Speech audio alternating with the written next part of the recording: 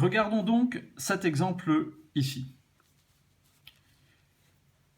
On a ce système de 3 équations à 3 inconnus et on va le résoudre comme d'habitude. Alors moi, pour le résoudre, je vais faire disparaître les z parce que ça m'a l'air d'être assez simple.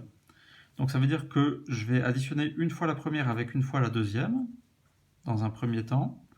Et ensuite, pour la troisième, je vais l'additionner une fois avec le double de la deuxième. Donc 2, 1. Comme ça. Alors, je commence par la première. 2x plus x, ça fait 3x. 7y plus 4y, 7 plus 4, 11, ça fait plus 11y. Moins z plus z, ça fait 0. Et ça, c'est égal à moins 3 plus 7, ça fait 4. Ok, maintenant la deuxième.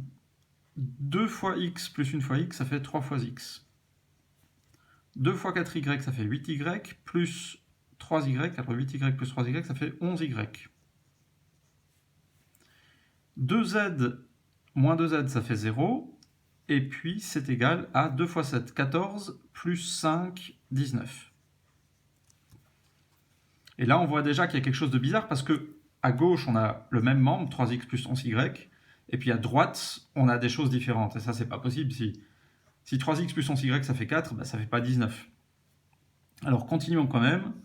Je vais additionner une fois la première ligne avec moins une fois la deuxième. Comme ça fait 3x moins 3x, ça fait 0. 11y moins 11y, ça fait 0. Égale 4 moins 19, ça fait moins 15. Et donc j'ai 0 égale moins 15. Et ça, c'est pas possible. Parce que 0, ça fait pas moins 15, ça fait 0. Et donc, ça veut dire que mon système est impossible et donc il n'a pas de solution. Donc je peux écrire ici que la solution, c'est l'ensemble vide.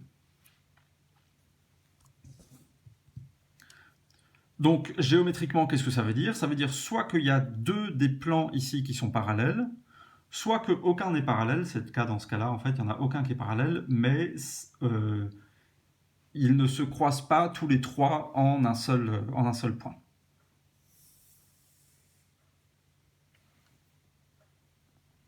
Deuxième exemple, celui-ci. Alors de nouveau, je vais le résoudre en faisant partir les z, ça va être le plus simple. On a moins z plus z ici, donc je vais faire une fois ça, et puis plus z moins z, je vais faire une fois ça, une fois ça. Alors, la première, 2x plus x, ça fait 3x. 7y plus y, ça fait 8y. Moins z plus z, ça fait 0, égale 0 plus 3, ça fait 3. La deuxième, x plus 5x, ça fait 6x. Y plus 15y, ça fait 16y. Égale 3 plus 3, ça fait 6.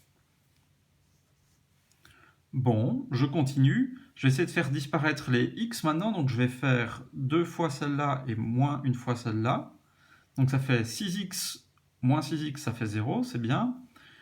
2 fois 8y, ça fait 16y. 16y moins 16y, ah ben ça fait 0 aussi. Et c'est égal à 2 fois 3, 6, moins 6, ça fait encore une fois 0. Et on a 0 égale 0, ce qui est évidemment toujours le cas. Et donc, quand on arrive comme ça sur une solution qui est évidente, qui est toujours vraie, ça signifie que le système est indéterminé.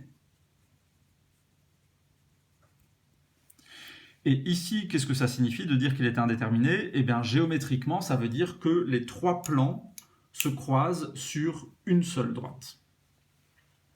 Et voilà.